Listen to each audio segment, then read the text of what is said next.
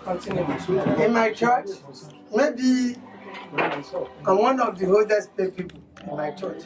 That's how much I believe in young people. You know, there are some of our elders, I'm not judging now, that have made mistakes.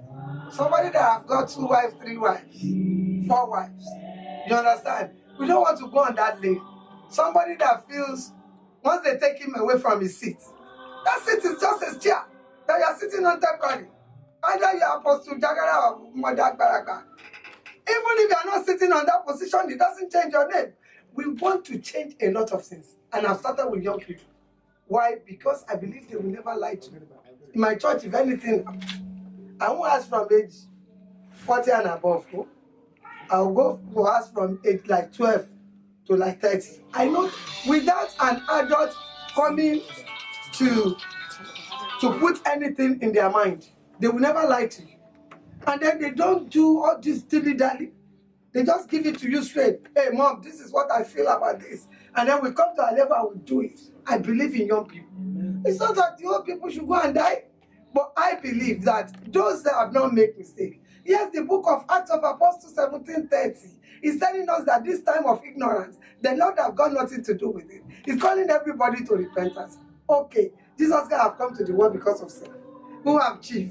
But the thing is this, somebody that have not made the mistake, you can easily curtail them. If there is an adage in my country, young people, because they have not made that mistake, then I want to disabuse their minds. That there's positioning. In my church, we don't do ordination. We are brother and sister. Because one of the problems of white garment church is ordination, position. Somebody that is apostolic, special, and special mother something, they cannot even chorus the Lord's Prayer if it's not chorus together with some people. And somebody that is brother something can do it better. But because that person is in position, that person cannot do it.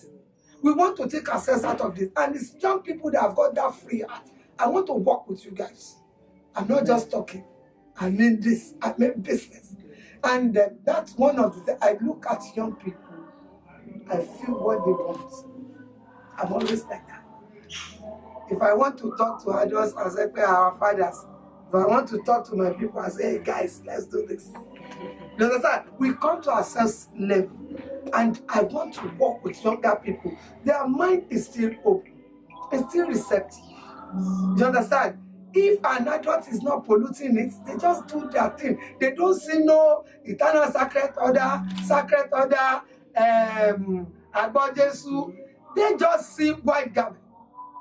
You understand? So when they interact individually. They want to see that person. They don't want to see the church first. That's how young people think. But if you go to their gathering in any uni, you will see that they are not thinking about this one is on this faction or this faction. They just want to see themselves and do their thing. That if you come to my level, you want to do it, they do it together. We are going to work together. Amen. And God is going to help us. Amen. I believe she has some questions for you. Yeah, I do have some questions. So how do you, I guess because a lot of the youth and young adults in the United States, there's a lot of them struggling like with their purpose or with their, passion, especially because of doctrines from, CNS Church. So how do you influence that youth or that young adult to... Let me tell you this. Now, if we are together, our voice will be heard. Mm-hmm. The world now, 3/4 of the world is being run democratically.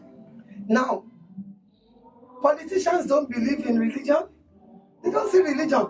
They are either Muslim or Christian. They don't know. They believe in crowd.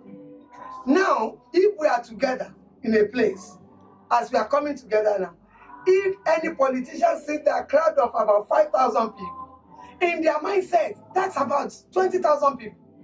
That's how politicians think. You have to come to think about how the world is thinking. Either you embrace change or not, change is bound to happen. If you say you lost your Nokia 100, leave it. Smartphone is here. In another 10 years, nobody will know anything about battery. To repair it, so you have to join the change. Now, this is the logic. We want to go to the United Palace. Politicians are any crowd that is more than 2,000 in any community in the world, a politician will know about it. That's why they have constituencies. Now, once they hear about that, these people, who are they? They said that Mammoth crowd of about 5,000 people. Then they believe 5,000 we have a friend. A friend we have a friend. To a politician's mind, 5,000 people is about 25,000 people. Because they know a friend we have a friend, another friend, a daughter, a son. That's how they think. They will listen to us. Like if we have channeled ourselves with this, they see us in white. Let's say we want to go to the Congress. We need somebody. Somebody needs a paper. What we have to do is that from different churches, let's take about 4 persons. Let's be in white. It will remember on television the other time. I saw this, tell them to come inside. They will listen. It might not happen magically, but let me tell you, on a mission, the mission becomes easy. The Lord is with us on this. We are not just doing this. Alpha and Omega, Shekinah of glory, the creator of the whole universe, who wears his handwork of the 6th day, is with us. It's a mission. You understand? The Lord is with us. Everything about this, if you don't have to be a spiritualist before you know that God is in this. I'm not just talking, I'm not boasting. My presence, if I come inside, they will know the Lord is on this. Why? Because it's from inside. If you see me, there's something about me that wants you to take me serious. So I know you have your foundation. Yes. So the purpose or your mission for the foundation, is it more to edify, CNS movement, or is it more about just spreading, the awareness about, God? The Esther Ajayi Foundation is God prepared. The book of Luke, chapter 6, verse 38. Give, it shall be given unto you. Good measure, pressed down, shaken together, running over. That's what the Lord is going to return into your bosom. If we empower people. Esther Ajayi Foundation is about empowering the poor, people that have gone into detention camp. I live in the United Kingdom. Before I got my paper, I've been to the detention camp before. I was released after detention camp. What's next? Some people, when they are detained, they lose their property. Then when somebody like that come out, we want to empower them to find their feet and then get their stay. We pay heavily for solicitors for people to get their stay, because once you are released, I want to tell you that if you don't perfect your stay, they are going to arrest you again. That's what Esther Ajayi Foundation says. And anytime I'm launching, I'm always in my garment. I'm in my garment to tell the world that cherubim and seraphim in particular, white garment generally, that we can do a lot of things that people in the world are doing to benefit the way people are living. You understand? Showcasing our garment, and that we are part of this. We are part of the world. The foundation is different, but if cherubim and seraphim is doing something, it's still cherubim and seraphim. You understand? That's what Esther Ajayi Foundation is all about. Empowering people. Then after, if joining we are going to launch the foundation in New York before the event. Why I want to do this is because to let them know that this that we want to do is no joke. If they see the setting of the thing that we do prior to the Celebrate the Comforter, they will know that it's no joke. We are on business. We're on a mission. There's a vision, there's a mission. And then the provision is going to come from Jehovah Jireh. And then I know it's with us on this. If you have, at some point, talk to me. Man, second question, man. Yes, sir. Do you have a revelation about what you are planning to do, or I had a revelation. I've always been talking about the dream. In the dream, I saw that there are a lot of gathering. We use the white gathering. This is the white gathering that we are still bringing to United Kingdom. I saw mammoth crowd in blue gathering, and then some in four corners telling me that it's Celestia, and some in the cherubim and seraphim. I'm conversant with cherubim and seraphim, and then we were talking to a lot of people. This was about 3-4 years ago, and then I think I called Daddy Fasudoyi. No, I didn't call him. They came. The Unification Council of Cherubim and Seraphim, they came to come and thank me concerning Christmas about 3 years ago. And then I said, this is the revelation I had. And they said somebody else saw the dream. Somebody else mentioned it. And then there's Daddy Fasunloye of the Celestia. Daddy Fatusi is Fatusi.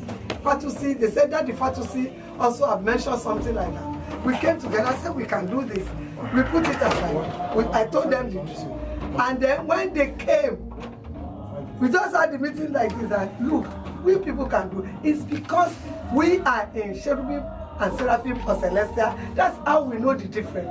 To a secular, lay person outside, they call us white garment. They don't know the difference between Cherubim and Seraphim and Celestia. They just say those white garments. I said, we can do this. We had the meeting within 10 minutes. We are for doing. I said, I saw blue.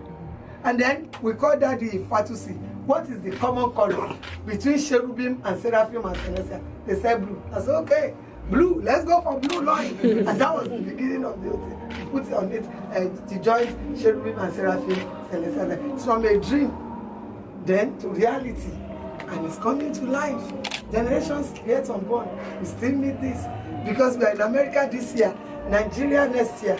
We are paying for the place we are going to use in Nigeria next year. We are going to use the hotel. Where people don't think white garment people can use. That is the places we are targeting. We have one more question, guys. Yes. And you promised you're coming to Texas to use convention center. You know it's going to happen at some point. I know it's not going to. No.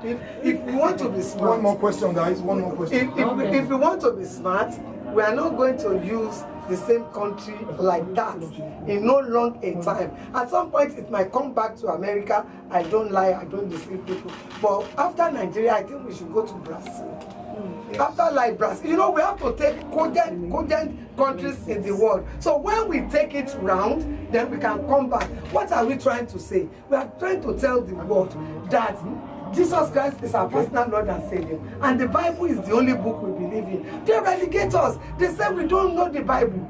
And those relegations, that is what we're. And each gathering, we want to be sharing the Bible. Amen. If you see me on social media, we've been on the go Google me. We've been distributing. We've brought in thousands and thousands of Bible. We've been sharing, giving to people free. And then during Celebrate the Comforter, we'll share. Everybody that comes to that gathering must hold the Bible to their own, so that we will disabuse their blood. And then I know some of our people, like every other churches, Anglican, Methodist, there's always somebody to bastardize some certain good thing. But because we are always in white, it's easy to know us. I always make this example. Let's take 4 persons from here. Let's one person and another person, let them be in white from the same church. And then let this and this be in secular dress. Let them be doing something that is not too good in the society. They won't see those people. They say, these white garment people. And the 4 of them are from white garment. It's because we wear the one. And because we are wearing the one, we also should be cautious of ourselves. And that's why I'm always in my shroud. I want to wear this to remind myself who I am every second of my life. So that my behavior will always portray that of person that is godly. I'm not saying everybody should be wearing it about. Our mindset concerning things of life is different. But at least if I wear this, I remind myself. So that a lot of us, the things that we feel is not too godly. Like a pastor having concubine. A pastor that is having 4 wives, 2 wives. A Yadura that is having 4 husbands. Husband 1, husband 2, husband 3. You know, there are some things that we ourselves will know. The coconut that we are supposed to use and eat, and our body will be shining. Why break that one on the road? And then you dirty the road. Egg that will give you protein. You go and break it on 4 corners. All those things. Anything that is not in the Bible, that's me. It's not biblical. I don't want to be part of it. The book of 1 Corinthians 15:33. Do not be deceived. Evil communication. The corrupt good character. I don't want to be part of it. And then it will get to a level that some people that wants to go into that will be ashamed to do it. It might not be magical, but at some point we know all the founders of this place, they didn't like when you make up, you paint your face in the church. And that should be different between going to the pub and going to the church. It will get to a stage, some people will be ashamed to do it. You understand? We are doing it. So how did the Pentecostal start? A pastor will take his wife. Both of them will be on a poster. But if the Baba Ladura or the Mama Ladura is having 2 husbands, 3 husbands, 4 wives. Which one is he going to put on the poster? And the good that you don't showcase will not sell. Advertisement help us. That's where they started. That's how they were able to take our people. Because they put posters all over the places. All these things, we want to start with the young people. Young people, you have not made mistake to have 2 wives. Then stay with your wife. You understand? Things that will give us better image. You don't go into fetish thing. You know there is no other power. I said the power of the Lord Jesus Christ. Let me tell you, in that keeping me with another slumber does not. If I hold on to that alone, it's enough for me.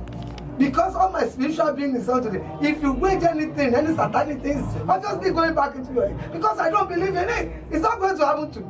Do you understand? We want to give our children their heart. That the Lord Jesus Christ is enough for me. Hold on to it. It's the beginner and finisher of our faith. Amen. Thank you. Thank you.